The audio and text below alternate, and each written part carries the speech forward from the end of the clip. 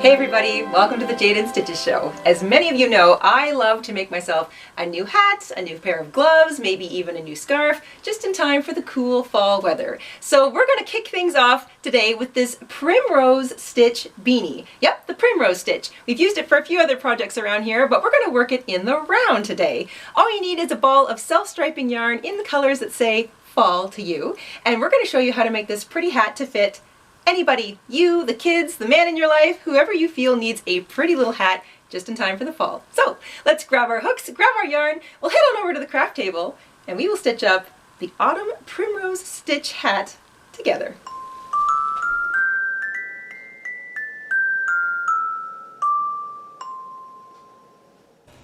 In order to make our Autumn Primrose hat, you want around 100 grams or 200 yards of a nice size 4 self-striping yarn. You can use acrylic or cotton or wool, whatever you've got, but a nice pretty self-striping yarn that sort of reminds you of the fall is what you want. You need a pair of scissors, a yarn needle. You might need a measuring tape if you are going to base this on someone else's measurements. And the hook we're using today is a 5.5 millimeter, also known as an I or a 9 in the US, a size 5 in the UK. And if you haven't already subscribed to our channel, click that button and the bell so you never miss another episode. And once you've got all that together, we can get started.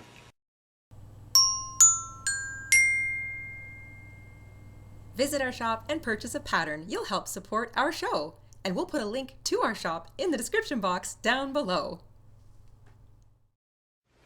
We're going to begin by making a very small or a narrow ribbed cuff onto which we're going to build our hat.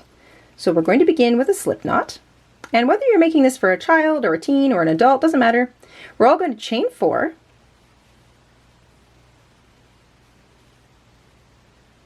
And we're going to skip the first chain from the hook and single crochet into each of those 3 chains that are left. So every row in your ribbed cuff will have 3 stitches in it. So at the end of row 1, we all have 3 stitches. Chain 1 and turn at the end of every row in your ribbed cuff. For the rest of the ribbed cuff, we're only going to work the back loops only. So the back loop is always the loop that's furthest away from you. So you pick up the back loop, the loop that's furthest away from you, and you single crochet through it. So you're not using the whole stitch, you're just using the back loops only, but you will still have 3 stitches in every single row of your ribbed cuff. Chain 1, turn. You're still using the back loops only, so every row you're using the back loops only. Every row has 3 stitches in it, and at the end of every row you chain 1 and turn. This is going to give us that nice little ribbed effect. You're going to continue to work this narrow little row, so your little ribbed cuff, until when you pull it around your head, it fits snugly. So you don't want to stretch it too much, but you want it to fit all the way around your head. If you're making it for someone else, you need the circumference measurement of their head, and when slightly stretched, it will match the circumference measurement of the head you're making it for. And if you don't have the measurements of the heads that you want to make this hat for, we have a handy little head sizing chart over on the tools page of our website, and we'll link that down below in the description box if you need some help with that.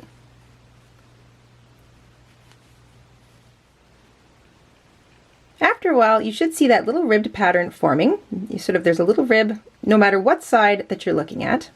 The way you can count is this. So there's your first rib. Hold it so that when you flip it over, the first row is flat, the second row has the rib, and then you can just count in pairs. 2, 4, 6, 8, 10, 12, 14, 16, etc. So you're counting by twos all the little ribs. That's a nice quick way to do it.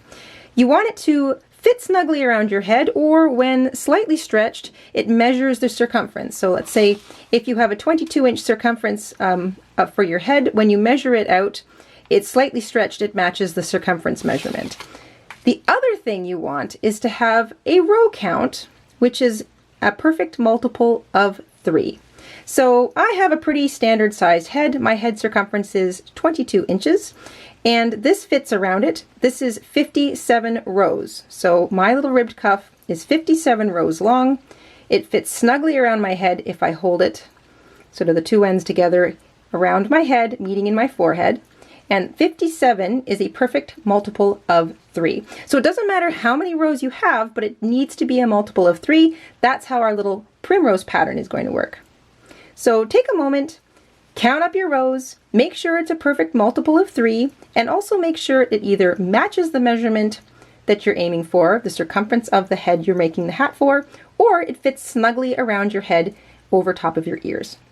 Once you have a ribbed cuff, which is any number of rows, so long as it's a multiple of 3, for me it's 57, you're going to chain 1 at the end of your last row, bring the two short ends together, and we're just going to slip stitch through the back loop of your last row and the edge of your sort of that first chain in your foundation chain row. And you're going to slip stitch 3 times in total because you have 3 stitches in every row. So pick up the next back loop of your last row and the next chain of your foundation chain row, and then the last one. So just 3 little slip stitches, and that is the seam on your hat band. The next thing we're going to do is single crochet a foundation row all the way around the top edge of our ribbed cuff. And this is another easy way to make sure that you've got the correct number. So we need to start our primrose stitch on a foundation of any stitch count, so long as it's a multiple of 3. So what we're going to do is we're going to chain 1 to begin, and we're just going to work our way around the top edge of our little ribbed cuff here, working a single crochet in the edge of every single row. And it's pretty easy to get into a little rhythm. You just sort of, every other stitch is going to go into this little space, and you just need 1 just before that. So remember, you're working a single crochet in the edge of every single row, and if you pull it apart, you can see that like there's a space, there's a space, there's a space. Well, that's every other single crochet. So the single crochets in between just go just before that little space. You can also count as you go. If you know how many sort of ribbed cuff rows you had, and you should, then you should have a single crochet to match that number. So for example, I had 57 rows of ribbed cuff. I should have 57 single crochets when I'm done this little foundation single crochet row.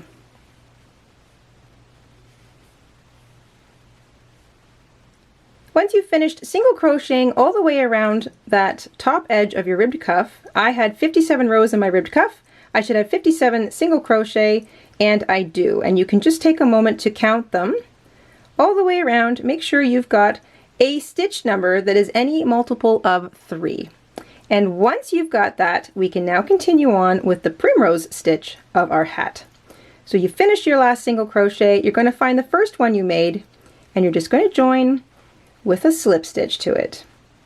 So once again, you need a single crochet row that is a stitch count that's equal to any multiple of 3. So for me, that's 57. 57 is a perfect multiple of 3, but it can be any multiple of 3. That's why you can make this hat to fit anybody.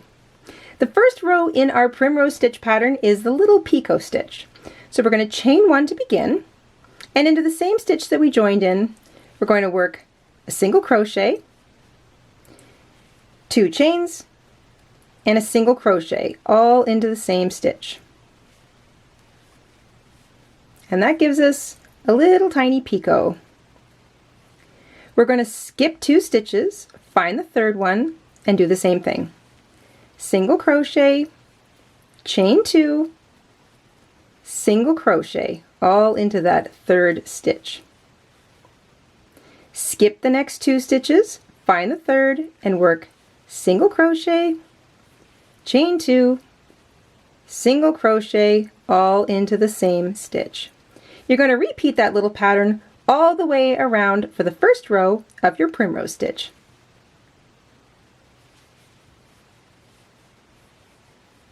At the end of the first row of your primrose stitch, you're going to work the last little single crochet, chain 2, single crochet, and that should leave you with 2 stitches to skip. This little thing right here is the false stitch. You'll see that you chained 1 out of that. You want to pick the single crochet that you made, so that first single crochet you made, and you're going to join with a slip stitch to it. Now, you don't want your primrose stitch to tighten up, so take a moment and just stretch it out.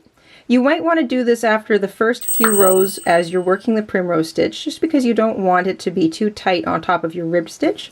It will stretch out a little bit with wear, but you want it to look nice right off the bat. We're going to finish every little picot row with a slip stitch to join in that first single crochet, and then we're going to slip stitch into the chain 2 space. So the chain 2 space is that little picot. Just stick your hook right through it and slip stitch into it. And now we're going to do a row of shells. So primrose stitch is a 2-row repeater. We've just done the picot stitch row. Now we're going to do the shell row. We're going to chain 3 to begin. This chain 3 will count as a double crochet. And into that same chain 2 space, you're going to work 2 more double crochets.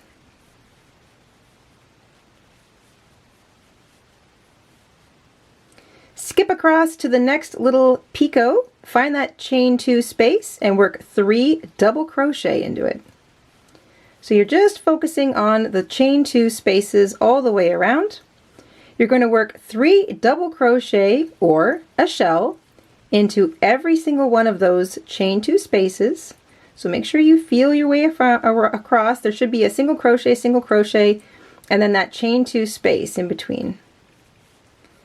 3 double crochet into each chain 2 space all the way around. When you finish the little shell stitch row, or the row 2 of your primrose stitch, you will have 1 shell or 1 grouping of 3 double crochet for every single one of the picots you had in your picot row. And then the way to know how many motifs you should have in every single row going forward is quite simple. You take the number of stitches you had in your first single crochet row. So remember, your single crochet row needed to be a stitch count that was any multiple of 3. So for me, that was 57. I would take 57 divided by 3. That gives me 19. That means that I should have 19 little picots in every picot row, or 19 shells in every shell row. So that's just a way to keep track of it. Or just tell yourself, well, I need to have a picot for every shell, a shell for every picot, and each one is built directly on top of the last. So if you sort of flatten it down and look at it like that, that's how your primrose stitch should be shaping up. At the end of every shell row, you finish your last shell or 3 double crochet, reach across to the chain 3 that began the row, and join with a slip stitch. Now, because every single picot needs to be built into the very center of the shell from the row before, you're going to slip stitch into the second stitch of that shell. So you want to start in the middle. So there we are, starting in the middle of that shell or the second double crochet, chain 1, and then start your little picot stitch row. So we single crochet into the middle stitch of that shell, chain 2, and single crochet into the same stitch. Hop across to the next shell, find the middle stitch, and work single crochet, chain 2, single crochet into it. This way you know you'll get a little picot in the very middle of every single shell all the way around.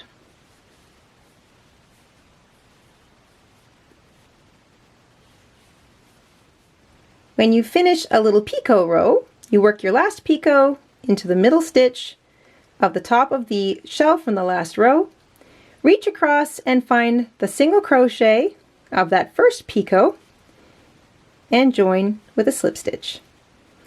Slip stitch into the chain 2 space of that picot to begin your next row, and of course every row after a picot stitch row is a shell row. They all begin with a chain 3, and you work 2 more double crochet into that chain 2 space.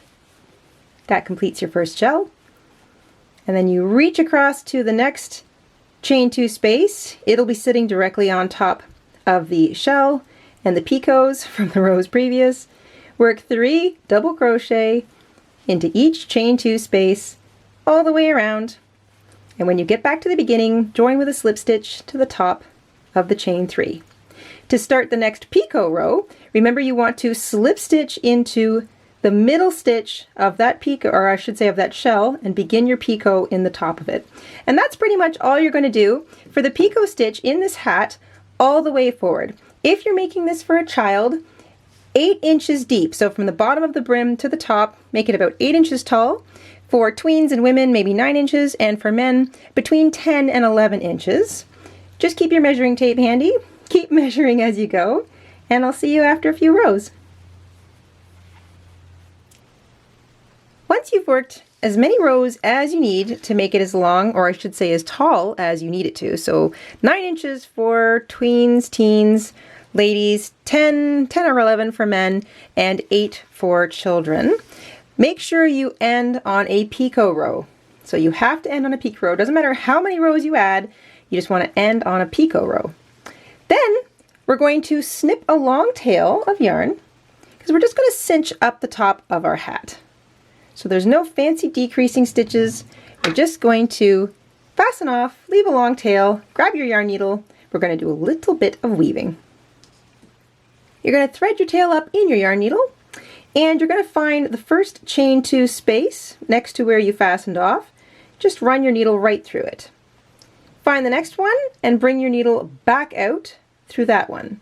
So you're just going to go in and out through all the chain 2 spaces, all the way around that last row of your hat. When you get it back around to the beginning, you're going to bring your yarn needle back out through that first chain 2 space that you started weaving in. Then you're just going to very carefully cinch the top of your hat shut. You want to go for a nice tight little top where there's no space showing. And you're going to bring your yarn through to the other side, so through to the inside of your hat, and you can cinch it up a little tighter from the inside.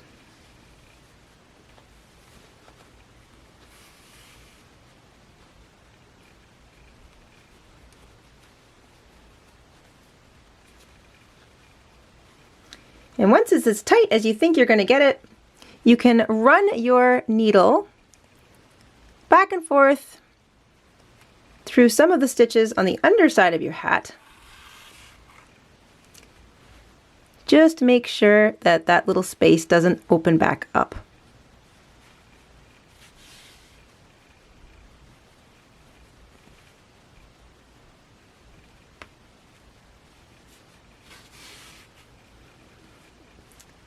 Maybe flip it back right side out, check it, make sure the top looks nice and tidy and closed up, and once you're satisfied, you can just make a little knot on the underside of your hat and then weave the tail in underneath some of those stitches. You want to weave it back and forth, and then trim any excess.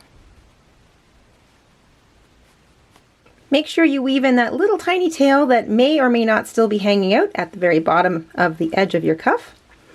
Stretch your hat out a little bit so you get like a nice sort of loose, sloppy, floppy kind of effect going. And if you want, you can add a little pom-pom or just leave it completely empty. I love how you can see the colors of that self-striping yarn all coming together in the center of the hat. And there you go, the Autumn Primrose hat. Perfect for walks in the woods or just strolling around at the mall. We hope you enjoyed making this pretty little hat along with us today, and we will see you soon here on the Jayda InStitches show. Until then, stay safe, stay crafty, and have an awesome week, everybody. Bye! Hi everyone, this is Mama InStitches. Thank you for watching. Here are a few other videos you might enjoy. Don't forget to subscribe, and you can also click the like button and the bell. Thank you. Have a wonderful day.